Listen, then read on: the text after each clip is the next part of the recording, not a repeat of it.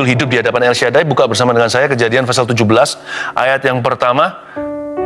Hari-hari ini saya banyak bahas soal Abraham dan banyak soal Kejadian ya. Ayat pertama bunyinya gini.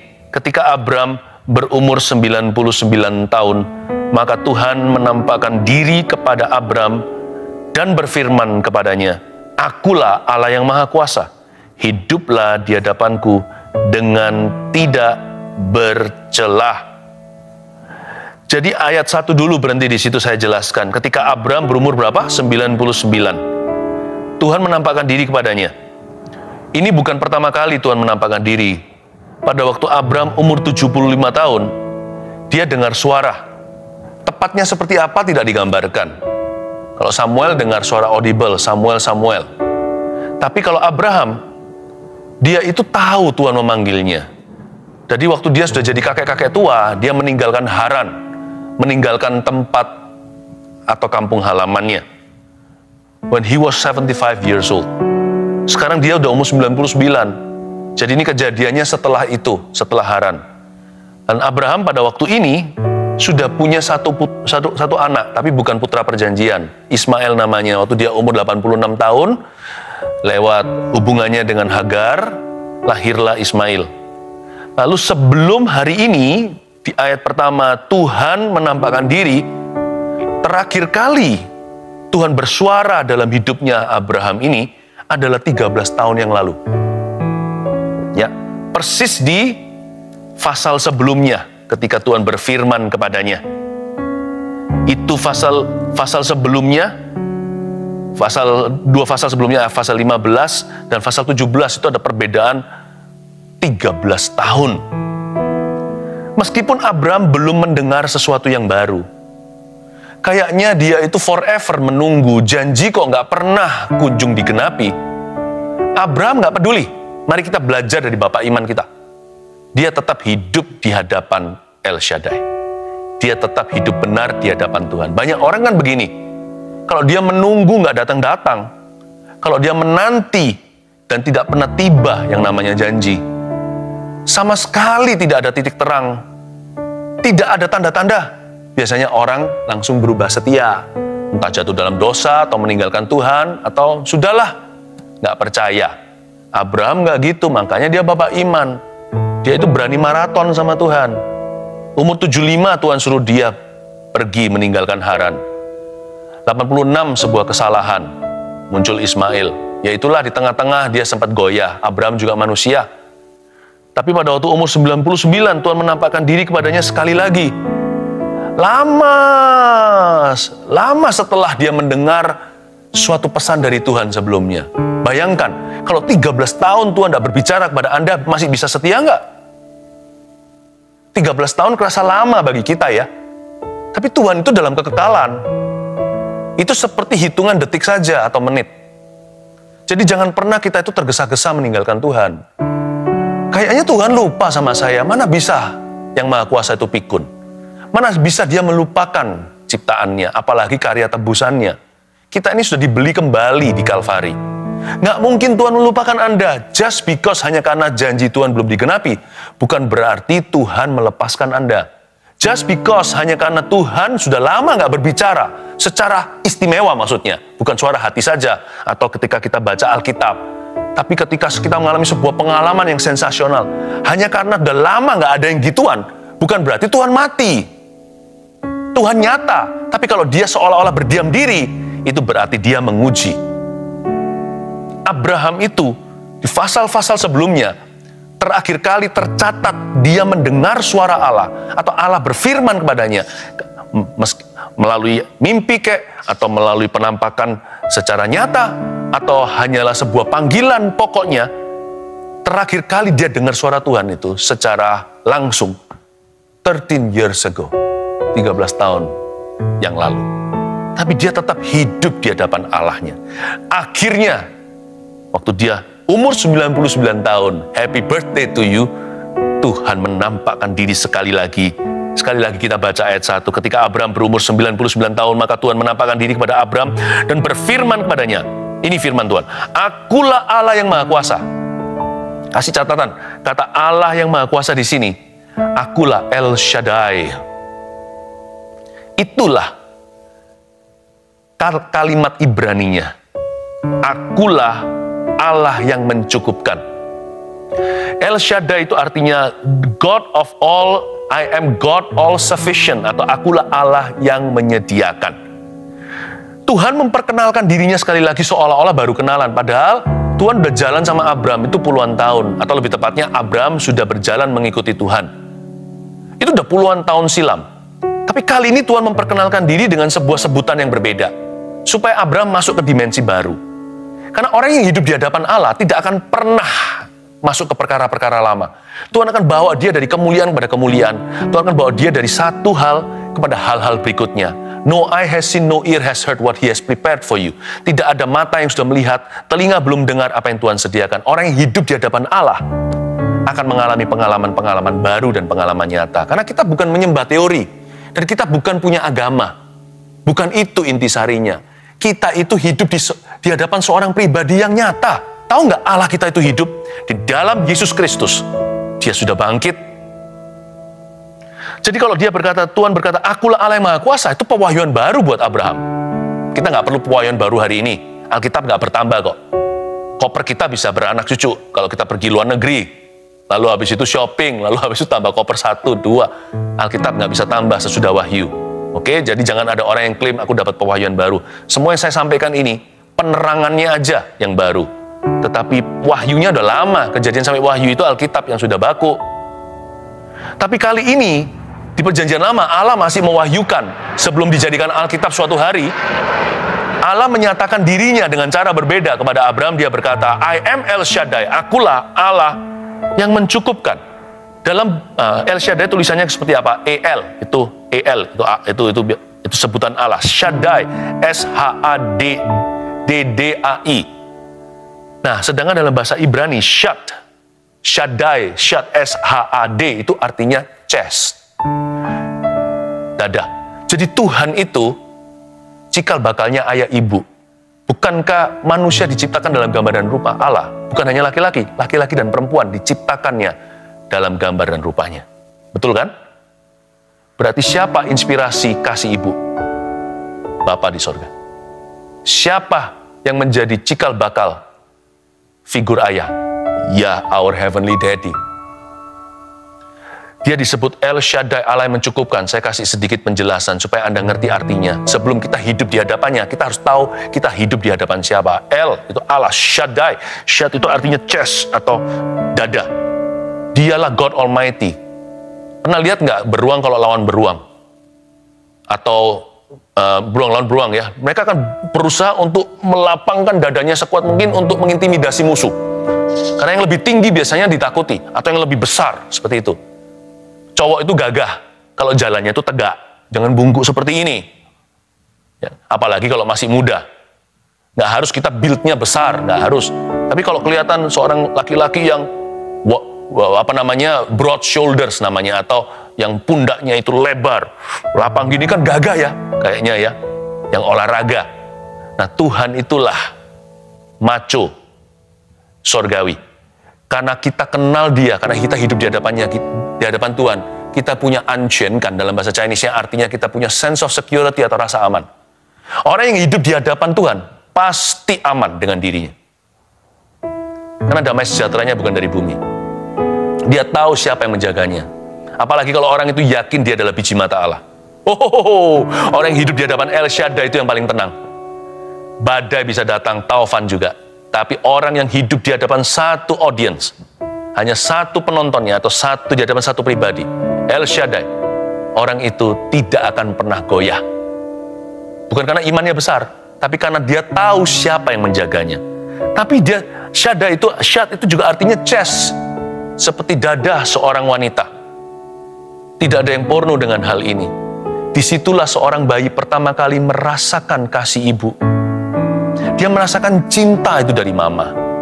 Tuhan itu lembut, bukan hanya macho. He's gentle too. Inspirasi kasih ibu itu dari Tuhan kita. Sebelum mama dan anak punya ari-ari, Tuhan yang ciptakan Adam dan Hawa. Kadang-kadang saya penasaran aja, mereka punya ari-ari atau enggak ya? Karena mereka enggak dari kandungan, langsung diciptakan dari tanah, dihembusi oleh Roh Kudus. Tuhan kita itu gentle sekali. He's our embracing God. Dia adalah Allah yang memeluk kita, yang meninabobokkan kita, yang menimang-nimang. Sifat keibuan.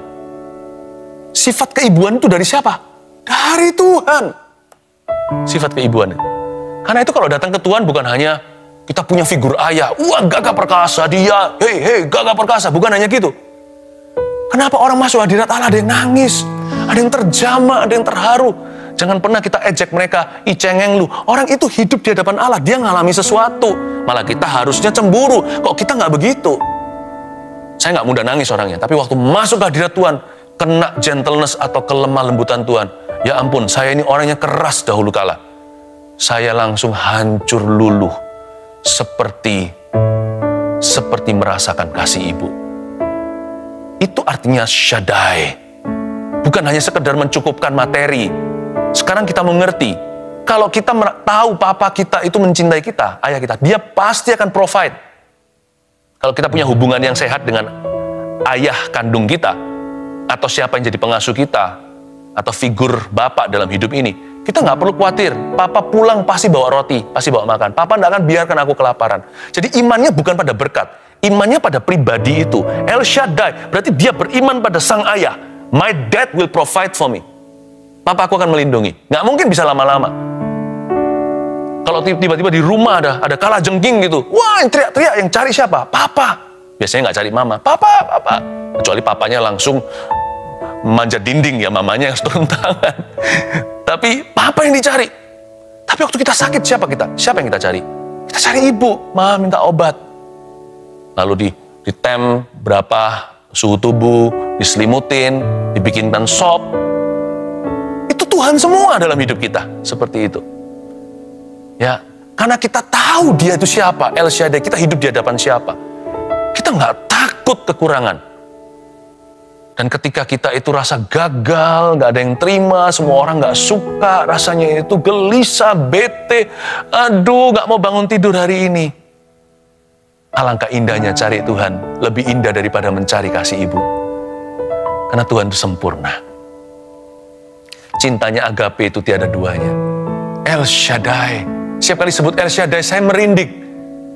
Saya tahu dialah kasih ayah, kasih ibu yang sempurna dalam hidup saya.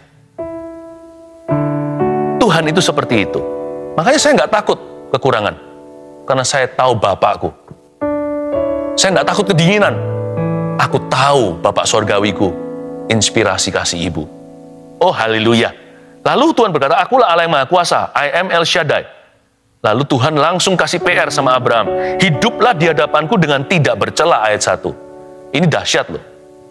Setelah Tuhan mewahyukan dirinya, Tuhan langsung kasih tahu ekspektasinya. Tuhan berkata, akulah Allah yang Maha Kuasa, akulah El Shaddai. Now, sekarang, hiduplah di hadapanku ya, dengan tidak bercela. Aku nggak mau kamu main agama-agamaan. Gitulah kira-kira Tuhan ngomong sama Abraham. Aku mau hubungan yang real. Real relationship. Religions don't amuse God. Agama tidak membuat dia terpesona. Hati yang mencari dia. Itu yang menawan hati Tuhan. Tapi Tuhan berkata gini, hiduplah di hadapanku dengan tidak bercela. Kata dengan tidak bercela di sini. Tidak bercela di sini artinya bukan hanya blameless atau nggak ada cacat. Siapa sih bisa hidup tanpa cacat celah? Buktinya Abraham juga ada. Contohnya Hagar. Dia nggak percaya. Tuhan nggak suruh. Jadi nggak bercela itu nggak ada. Tapi kata dengan tidak bercela itu artinya apa dalam bahasa aslinya? Artinya whole. WHOLE bahasa Inggrisnya, artinya lengkap penuh. Dengan kata lain Tuhan berkata begini, Abraham, akulah El Shaddai-mu. Hiduplah di hadapanku dengan tidak bercela, artinya I want all of you. All of you. I want all of you. All of you ini bukan beberapa orang, 5 orang. Abraham 1 orang doang. I want the entire you. Aku mau Abraham seluruh. Jangan kasih Tuhan setengah. Oh Tuhan, area hidup ini boleh, area yang itu nggak aku kasih ke Tuhan ya, sorry, nggak bisa begitu. Tuhan berkata kepada kita, hiduplah dengan tidak bercela itu artinya bukan berarti kita nggak pernah berbuat salah. Dengan tidak bercela itu artinya berikan hidupmu seluruhnya kepadanya. Jangan setengah hati. Dan banyak orang di dunia ini hanya memberikan Tuhan ilmu agama. Agama boleh, bisnis. Oh, kalau Tuhan ya boleh lah kalau kita bicara soal doa. Pacaran itu biologi. Keputusanku. Ya iman. Tapi kalau orang itu keterlaluan, ya saya balas lah. Nggak masuk akal itu. Tampar pipi kanan, kasih pipi kiri. Kita nggak memahami maksud Allah di balik itu. Kita langsung hakimi, oh nggak mungkin itu bisa. Kalau kita mengerti maksudnya, kita tahu bahwa itu untuk kebaikan kita. Bukan kebaikan orang itu yang kita tidak balas atau yang kita ingin balas. Bukan, itu kebaikanmu. Hiduplah di hadapan El Shaddai, jangan seperti Bagal atau jangan seperti keledai. Mari saya ajak kita untuk mengerti ini. Hiduplah di hadapanku dengan tidak bercela. Itu bukan berarti tuntutan untuk sempurna. Itu berarti I want all of you.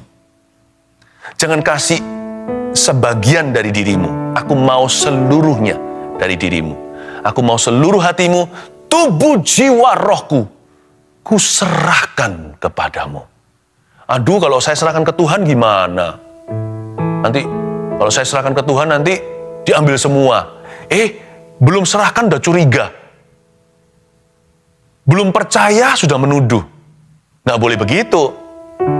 Serahkan ke Tuhan. Masa orang yang menyerahkan nyawanya akan kehilangan nyawanya? Bukankah Tuhan berkata, barang siapa menyerahkan nyawanya untuk aku, untuk firmanku, untuk Injil, dia justru akan memperolehnya. Tapi barang siapa mempertahankan nyawanya, dia justru kehilangan nyawanya. Saya serahkan hidup saya semuanya kepada Tuhan. Bukan karena demi jadi pendeta. Itu profesi, itu panggilan kita yang beda-beda. Tapi hati, semua kita panggilannya sama. Dipanggil untuk berikan 100%. 100% kepada Tuhan. Waktu saya berikan kepada Tuhan, coba kalau hari ini saya perhitungan, saya berhutang budi selama-lamanya sama Tuhan. Bukan hanya hutang dosa, karena saya dulu itu berdosa kepada Tuhan. Tapi setelah saya diampuni, saya pun berhutang budi. Sampai hari ini kalau saya hitung lagi, menoleh ke belakang, aduh, itu adalah keputusan yang paling betul yang ku buat dalam hidupku. Ketika ku serahkan seluruh hatiku, tubuh, jiwa, rohku. Ternyata hari ini kalau perhitungan, waduh, saya nggak bisa membalas kebaikan Tuhan. Semuanya dari Tuhan. Siapa bilang hidup kita lenyap kalau kita serahkan? Malah kita menemukan kehidupan yang sesungguhnya. I am El Shaddai. I'm more than your father and mother combined. Aku lebih daripada ayah dan ibumu. Oh haleluya. Ayat 2. Aku akan mengadakan perjanjian antara aku dan engkau. Dan aku akan membuat engkau sangat banyak. Ayat 2 itu ya. Kalau membaca Alkitab ya. Tolong dikasih perhatian khusus untuk setiap kata aku akan. Let's learn to know. Mari kita betul-betul menangkap the divine will and shall. Will, I shall. Aku akan. Akan. Semua kata-kata akan yang ilahi itu mengandung janji. Aku akan mengadakan perjanjian antara aku dan kau. Aku akan membuat engkau sangat banyak. Hidup di hadapan El Shaddai itu tidak merugi. Bukan berarti kita itu pikirannya materi atau motivasi atau manipulasi. Enggak, tapi saya beritahu sebagai fakta, kebenaran. Hidup di hadapan Tuhan itu Tuhan yang rugi punya kita, bukan kita yang rugi punya Tuhan.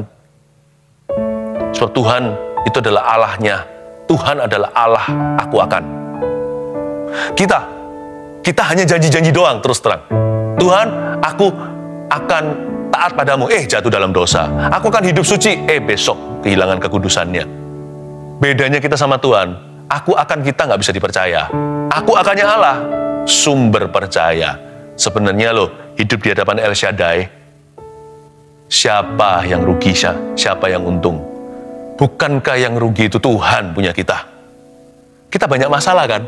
Kita selalu menyerbu tahta Tuhan membawa apa? Problema. Tapi Tuhan datang ke hidup kita membawa apa? Membawa berkatnya, urapannya, deliverance, kelepasannya, kesembuhannya. Kita bawa ke Tuhan sakit penyakit saja. Hidup di hadapan El Shaddai itu indah. Karena kita diuntungkan. Karena Tuhan berkata, aku akan. Kalau Tuhan sih nggak perlu nunggu sama kita. Tuhan ampuni kita dulu. Nggak ada kan orang yang terima keselamatan gini. Kita janji dulu, tulis di kertas, turun 100 halaman, aku akan bertobat. Tuhan ampuni ketika kita percaya. Bahkan penyamun di samping Yesus itu langsung diampuninya. Dia nggak bisa berbuat apa-apa. Belum bisa berbuat baik sama sekali. Belum ada kesempatan. Langsung mati hari itu. Tapi kalau Tuhan berkata, aku akan, itu berarti Tuhan mau memberkatimu. Kita punya aku akan tidak diperlukan. Betapa indahnya ya hidup di hadapan El Shaddai. Di hadapan Tuhan yang menyediakan, Allah yang mencukupkan. Untung loh. Saya anggap goal saya hari ini sharing ini bukan supaya saya memberi Anda tips gimana diberkati, atau memberi Anda tips bagaimana jadi orang lebih baik. Enggak. Kalau Anda dan saya bisa sadar betapa beruntungnya kita ini punya Tuhan. Sudah cukup, tercapai sudah tujuan daripada sharing ini. Hidup di hadapan El Shaddai, it's your blessing, itu untungmu dan untungku. Jangan lepaskan dia. Kalau sesuatu itu super berharga, jangan lepaskan.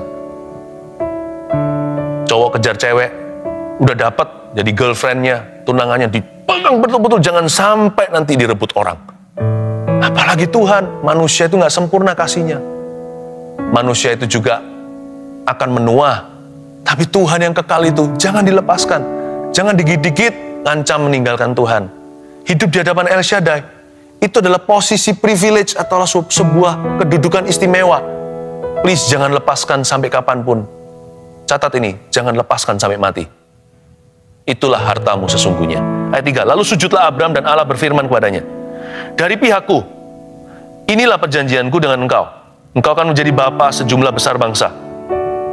Karena itu namamu bukan lagi Abram, melainkan Abraham, karena engkau telah kutetapkan menjadi bapa sejumlah besar bangsa. Ayat 4, dari pihakku. Sebuah perjanjian itu kan dua sisi. Dari sisinya Tuhan nih, dari pihak saya kata Tuhan, inilah perjanjianku dengan engkau. Engkau akan menjadi bla bla bla. Ya. Lalu lihat ayat 6. Aku akan membuat engkau beranak cucu sangat banyak. Engkau akan kubuat menjadi bangsa-bangsa. Dan daripadamu, garis bawah ini, akan berasal raja-raja. Kenapa digaris bawahi? Karena ini pertama kali muncul di kitab Kejadian di Alkitab. Daripadamu akan berasal raja-raja. Sebelumnya, Abram hanya menerima janji soal keturunan, bahwa dia akan punya seorang anak. Atau plus satu lagi, Tuhan berjanji memberi dia tanah perjanjian atau sebuah negeri. Belum pernah terucapkan dari keturunan Abraham akan berasal raja-raja. Maksud saya apa? Kalau kita itu berani menanti dengan setia, nanti janji Tuhan itu digenapi dengan bunga-bunganya. Tuhan itu nggak pernah berutang sama manusia. Sekarang sama Tuhan di-upgrade. Ya, kalau di ekonomi nggak mengeluh, nanti di-upgrade sama Tuhan ke level berikutnya. Sekarang muncul kata akan berasal raja-raja, saya dapatkan sebelum pasal 17, nggak ada. Aku akan mengadakan perjanjian antara aku dengan engkau serta keturunanmu, turun-temurun menjadi perjanjian yang kekal, supaya aku menjadi Allahmu dan Allah keturunanmu. Ini pun nggak ada. Garis bawahi. Perjanjian antara aku dan engkau serta keturunanmu turun-temurun menjadi perjanjian yang kekal, itu nggak pernah ada bunyi begitu sebelum pasal 17. Saya rasa ini sudah beda nih sekarang liganya. Ini sudah naik kelas. Karena Abram 13 tahun diuji Tuhan lewat silence. Silence is golden, people say. Orang berkata diam itu emas. Tapi kalau diam itu kita di bagian sisi yang perlu kepastian, diam itu adalah penyiksaan. Kalau kita didiamkan sorga 13 tahun itu gimana rasanya? Tapi karena Abram setia, di-upgrade sama Tuhan. Tuhan berkata, gini Abram, 13 tahun lalu aku bilang kan memberimu keturunan dan memberimu negeri. Aku tambahi. Dari bawah itu nanti akan muncul raja-raja. Dan kujadikan perjanjian kekal dan keturunanmu turun-temurun. Wow, luar biasa. Hidup di hadapan El Shaddai itu cuma hanya satu jalan.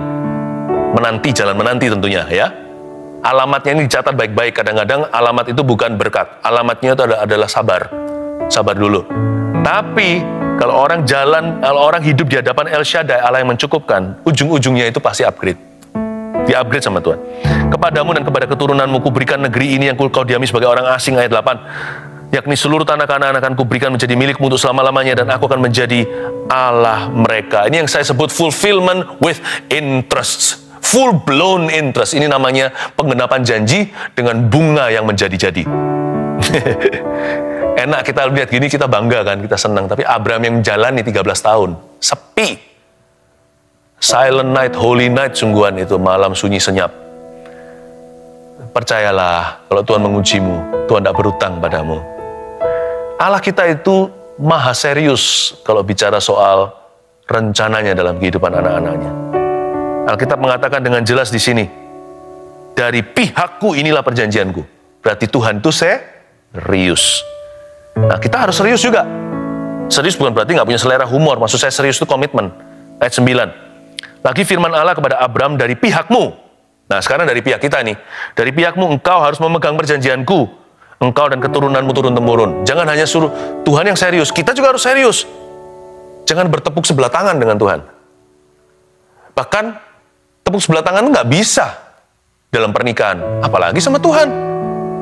Kita harus meresponi. Ulangi lagi. Meresponi. Katakan dalam hatimu, aku harus meresponi Tuhan. Karena Tuhan sekalipun sudah mati di Kalvari, kalau orang tidak terima Yesus, dia tetap mati. Tetap kalau dia mati di luar Tuhan, dia binasa. Bahasa anak kecilnya masuk neraka.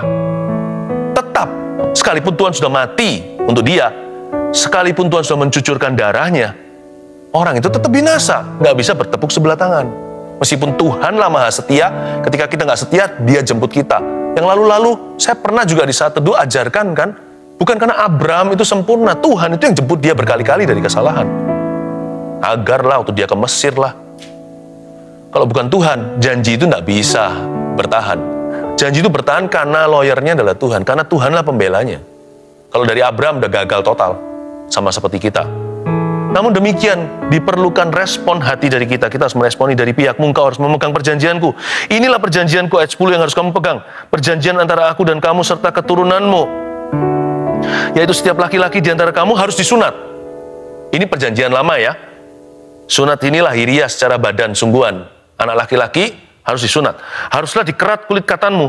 Dan itulah yang akan menjadi tanda perjanjian antara aku dan kamu. Anak yang berumur 8 hari haruslah disunat, yakni setiap laki-laki di antara kamu turun-temurun, baik yang lahir di rumahmu, maupun yang dibeli dengan uang dari salah seorang asing, tetapi tidak termasuk keturunanmu. Berhenti di situ, saya jelaskan ini ya. Dari sisinya Abraham zaman itu, ada hukum sunat namanya, perjanjian sunat, circumcision. Itu menunjukkan keseriusan Abraham dan seluruh rumah tangganya, dan suku Yahudi nantinya. Kenapa sunat? Karena saya mikir ini ya, ini bukan sesuatu yang tabu untuk dibicarakan, tapi sesuatu pewahyuan yang perlu kita tahu. Karena saya mikir, kenapa sunat ya? Kenapa kok nggak ditok gitu di mananya badannya, atau ditato di lengannya lah, atau gimana? Kenapa sunat? Saya beritahu terlebih dahulu, itu adalah bagian intim manusia. Itu adalah alat reproduksi, di mana dari situ cikal bakal bayi. Hubungan yang paling dekat dalam pernikahan suami istri itu di situ semuanya. Tuhan hendak mengatakan kepada kita, kalau mau jadi umat pilihanku, mau hidup di hadapan El Shaddai, mau betul-betul mengalami pekerjaan Tuhan, pastikan jangan main-main dengan kekudusan. Saya kasih 2 poin sederhana. Ini adalah bagian kita menunjukkan keseriusan kita yang hidup di hadapan Tuhan. Dari sisi Tuhan udah nggak usah diuji. Tuhan tuh serius sekali dari sisi kita sekarang. Poin ke-1, jangan percaya pada daging. Tulis itu. Jangan percaya pada daging. Maksudnya apa? Jangan percaya pada kedagingan. Oh, aku ini fasilida kok. Pasti sukses nanti jadi orang. Yang rendah hati, bukan gagah perkasa, tapi Roh Kudus yang bekerja melaluimu. Oh, aku pintar, gelarku banyak. Jangan-jangan nanti yang tidak bergelar, yang dapat pekerjaan, Anda akan gigit jari. Nggak tentu. Oh, aku cakep, pasti dapat jodoh. Tapi nggak punya kecantikan batiniah. Mana-mana mengeluh. Nanti yang terakhir menikah. Nggak tentu. Jangan percaya pada daging. Soalnya kita, orang-orang Yahudi, umat pilihan Allah ini, sudah dicacati. Sengaja dicacatkan. Di area kebanggaan. Disitulah Tuhan memberikan kegagahan seorang pria. Disitulah cikal bakal keturunannya yang menjadi kebanggaannya. Tuhan cacatkan di situ. Dan itu hukum sunat. Hari ini nggak perlu ya, karena kita di perjanjian baru. Jadi seperti sunat seperti yang dilakukan oleh umat Tuhan Israel di perjanjian lama ini kalau sekarang dilakukan di perjanjian baru untuk bayi-bayi, untuk anak-anak kecil, anak-anak, itu semuanya hanya untuk alasan higienis atau hanya untuk kesehatan atau kebersihan. Sudah tidak ada hubungannya dengan hubungan dengan Tuhan. Yang disebutkan oleh Paulus adalah sunat hati di situ.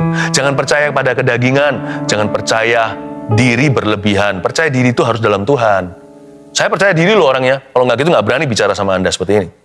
Tapi saya percaya dirinya itu akarnya pada Tuhan, bukan pada diri saya. Kedua, taruh kekang pada nafsu ya. Tuhan bilang nantinya di ayat-ayat berikutnya, nggak usah saya baca. Siapa yang nggak disunat, dia harus dimusnahkan dari perkemahan. Dia nggak boleh ikut dalam rombongan umat Tuhan. Nafsu itu biasanya menggagalkan apa yang Tuhan janjikan dalam kehidupan kita. Bukan karena Tuhan gagal, tapi karena kita menolaknya. Esau contohnya kehilangan hak kesulungan.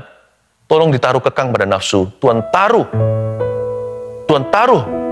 pada tempat yang paling intim.